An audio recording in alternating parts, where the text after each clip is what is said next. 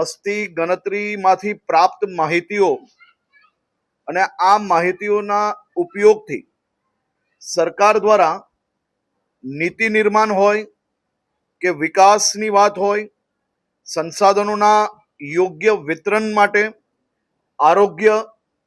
શિક્ષણ, આવાસ, રોજગાર, પરિવહન તેમજ વિવિધ જનકલ્યાણકારી યોજનાઓને અસરકારક નીચે સુધી પહોંચાડવા માટે આ જનગણના 2027 એ દેશના બધા જ વર્ગના નાગરિકો માટે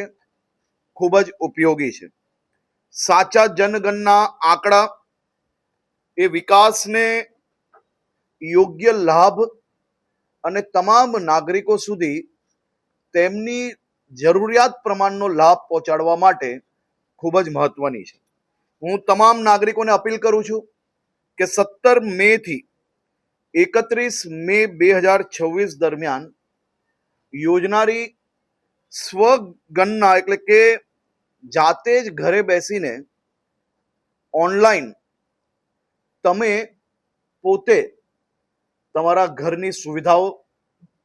તમારા ઘરમાં લાઇટની વ્યવસ્થા કેમ છે, બાથરૂમ છે કે નહીં, તમે શું અનાજ વધારે વાપરતા હો છો, ઘરની અંદર બીજી વ્યવસ્થાઓની શું પરિસ્થિતિ છે, આ બધું જ સ્વગણનામાં સાચી માહિતી જો તમે પૂરશો, સાચી માહિતી જો પહોંચાડશો તો આવનારા દિવસોમાં સરકાર દ્વારા જે બધી જ વ્યવસ્થાઓ છે તે વ્યવસ્થાઓમાં બી વધુ સારી અને અસરકારક રીતે નીચે સુધી પહોંચાડવામાં વધુ સરળતા બની શકે છે.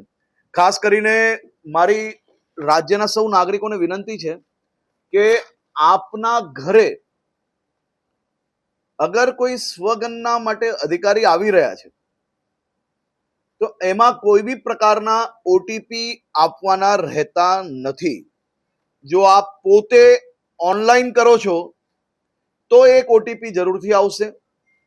પરંતુ કોઈ ફિઝિકલ એટલે કે કોઈ સીધા જ તમારા ઘરે સ્વગણના માટે આવે છે તો ફોર્મ જરૂરથી ભરવું, પરંતુ એમાં કોઈ બી ઓટીપી આપવાનો રહેતો નથી, જેની સૌ નાગરિકોએ ખાસ નોંધ લેવી. હજુ સુધી તમે અમારી ચેનલને સબસ્ક્રાઇબ નથી કરી તો અત્યારે જ ન્યૂઝરૂમ ગુજરાતને સબસ્ક્રાઇબ કરો, ફેસબુક અને ઇન્સ્ટાગ્રામ પર ફોલો કરો.